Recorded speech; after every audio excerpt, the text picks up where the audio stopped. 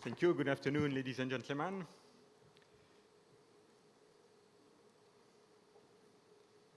Yes. Oh. Yes.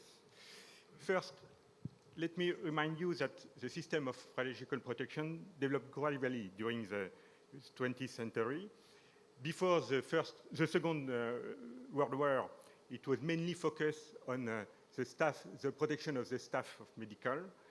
After this war, it was mainly focused on nuclear industry, and in order to protect workers inside the installation and the public outside. The result was a perfect system of protection with notably the ICRP 60, but we have to recognize that it was mainly focused on so-called the practices. And after that, there are many concerns about accident, about the legacy of the past, about natural exposure, and then the new publication 103 in 2007 was a way to embark and to take into account this new concern. And the main changes from ICRP 60 to ICRP 103 was the termination of the previous double system practices versus intervention in order to adopt a situation-based system with existing plan and emergency exposure situation. We have a common way to manage all the situation based on the optimization principle with a dose restriction. Something new or emphasis is the stakeholder involvement and also the protection of the environment. The three pillars of the radiological protection system was introduced this morning by Don Kuhl, the chairman of Committee 4, Science, Ethical Values, and Experience. He also introduced the component of the system with the principle at the center and the other component. And this component will be the line for my presentation now. First, the existing exposure situation. An exposure situation is a source with the pathways and exposure to individuals. We have three types: existing exposure situation, planned exposure situation, and emergency exposure situation. And as far as emergency exposure situation are concerned, they are exposure resulting from sources that already exist when decisions to control them are taken. This slide shows you the relationship between the different exposure situations, and you can see that existing exposure situation could arise from planned exposure situation with the legacy of a SARS, could also come from emergency exposure situation, this post-accident situation, but frankly speaking, there is no return. And the return to normal situation, it is never the previous situation. It is another one. And you have to have this point in mind. This slide shows you more or less how it works with natural or artificial sources, which could lead to either existing or planned exposure situation, and derive for planned to emergency in case of loss of control, and to existing. I will not go further. This slide shows you that there are many types of existing exposure situation, from natural sources or from man-made sources, cosmic ray, radon, norm, or contaminated sites, contaminated area, etc. And this diversity is a challenge for in order to define how to manage them. But there are some common features for existing exposure situation. Many of them affect places of living and day-to-day activities. And generally, we need to measure the exposure before to characterize the situation. And it is a key point compared to planned exposure situation. The level of exposure are mainly dependent on individual behavior. And we have generally a widespread of individual dose distribution, and generally there are no potential for high doses and for accident, with some exception, of course. Exposure can be controlled by individuals themselves, by exposed individuals themselves. It is self-help protection. There are many stakeholders involved in existing exposure situation. And there is a lack of culture through these persons. And then radiological protection is not alone.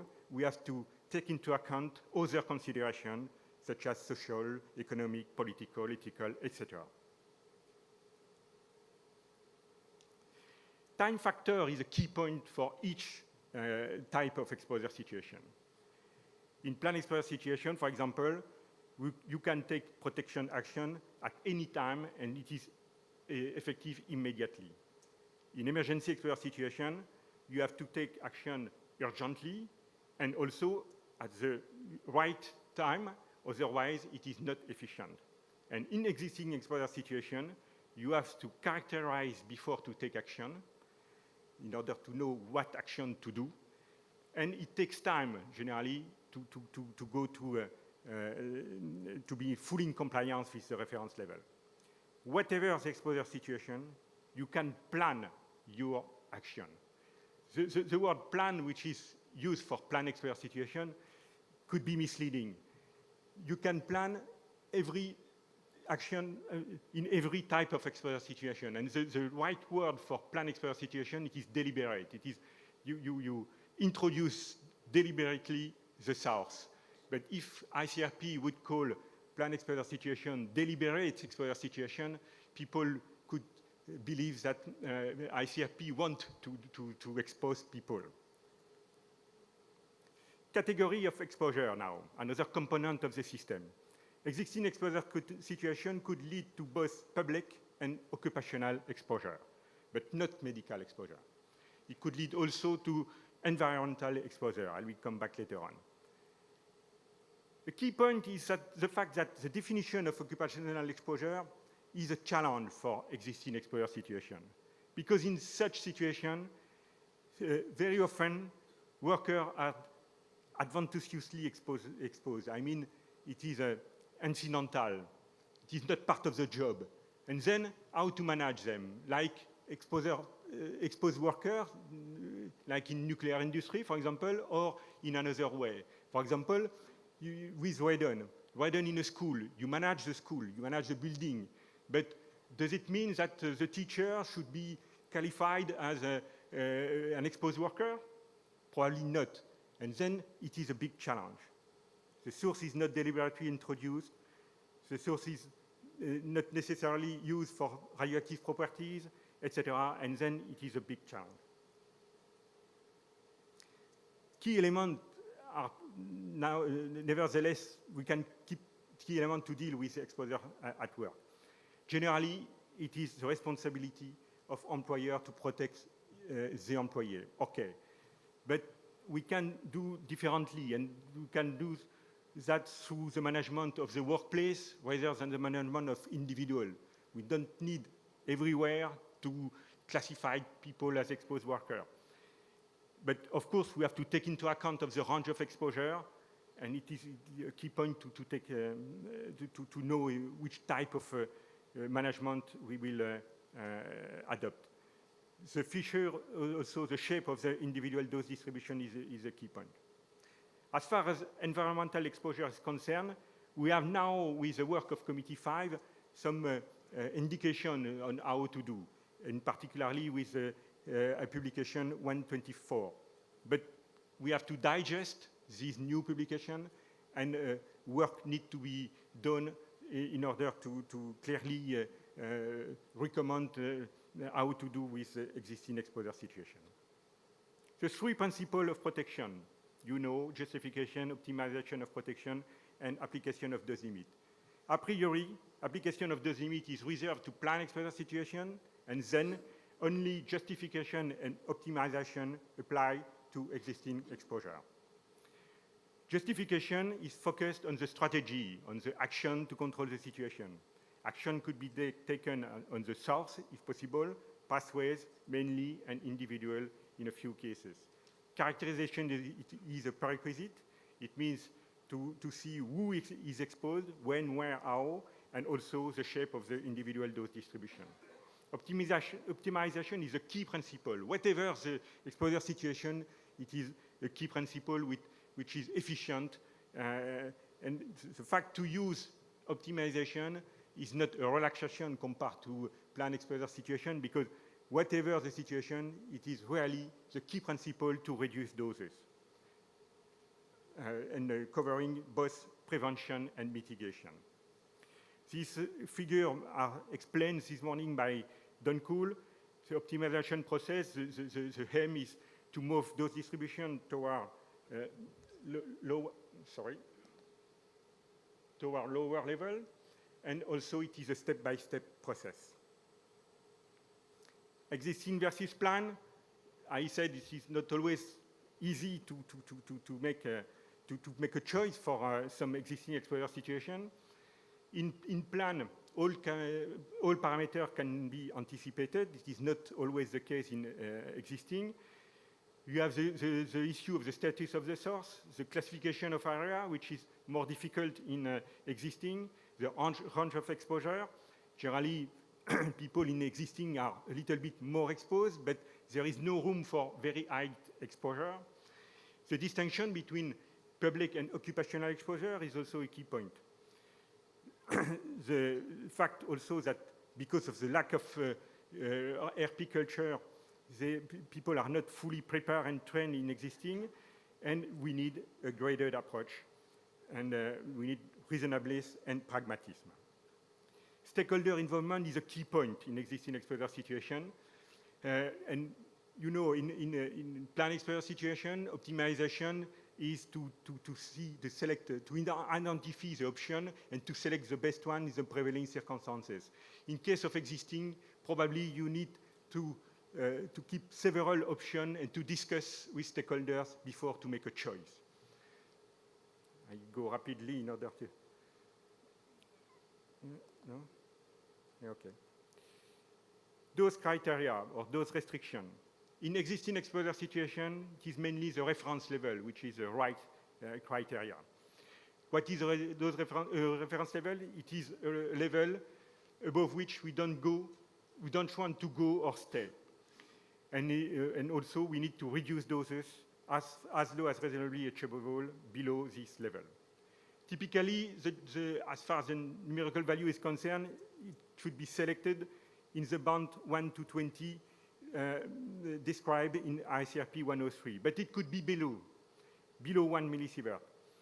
And you can see also that there is no specific recommendation in existing exposure situation to select the reference level according to the category of exposure, public or occupational. Of course, in reality, it would be different numbers, but it is to decide on a case-by-case basis, depending on the nature of the exposure, the benefit for individual and the society, the practicability to reduce and prevent exposure, and also the past experience. And this level could be evolving during the optimization process.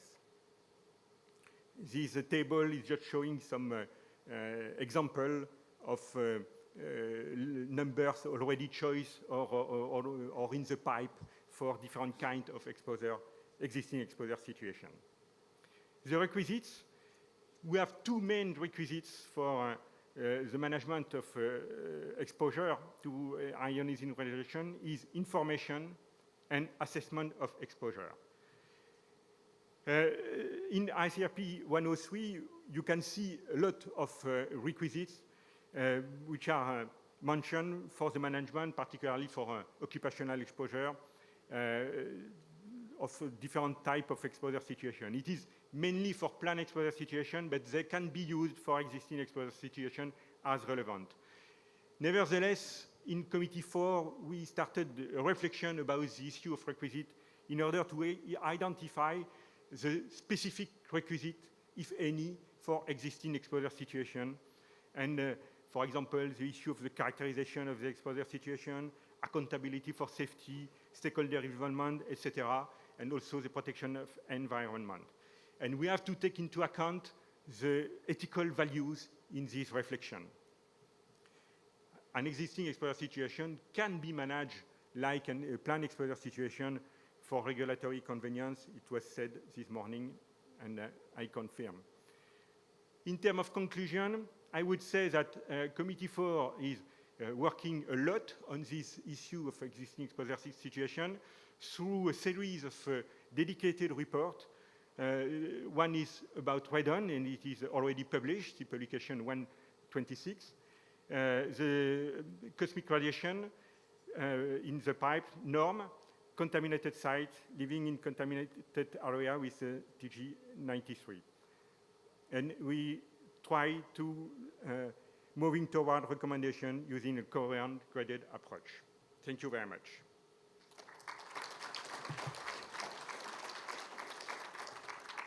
Probably we continue. Okay, we'll see. Okay, thank you very much, Jean-François. Is there any question directly now to Jean-François that is on some clarification on something? Because we will have the panel discussion later. Just wanted to see if there is anyone who... A question for clarification, that's it. Okay, thank you.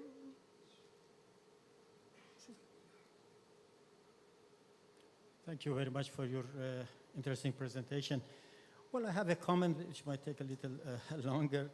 You see that we have now 1 millisievert per year from external radiation from commodities for gamma radiation. And then we have 10 millisievert per year from radon. As an operational health physicist, it is difficult to differentiate between these two. I recommend combination of these two and have 10 millisievert or any other number which can suit to this. Another issue is that when we have 1 millisievert per year from commodities, 1 millisievert per year on top of 2.4 millisievert from ICRP 82. This is for even professional workers confusing. They don't understand the difference. So they said 1 millisievert is... So I like these figures to be made more clarified, more clean for understanding. Thank you. Thank you. We have no time to enter in detail. Just to say that in the current system of protection, numbers are not threshold between safe and unsafe. They are indicators. And the choice of the number is according to the prevailing circumstances, according to the characteristic of the situation, and they are not strong borders. And we will come back later on that. Thank you.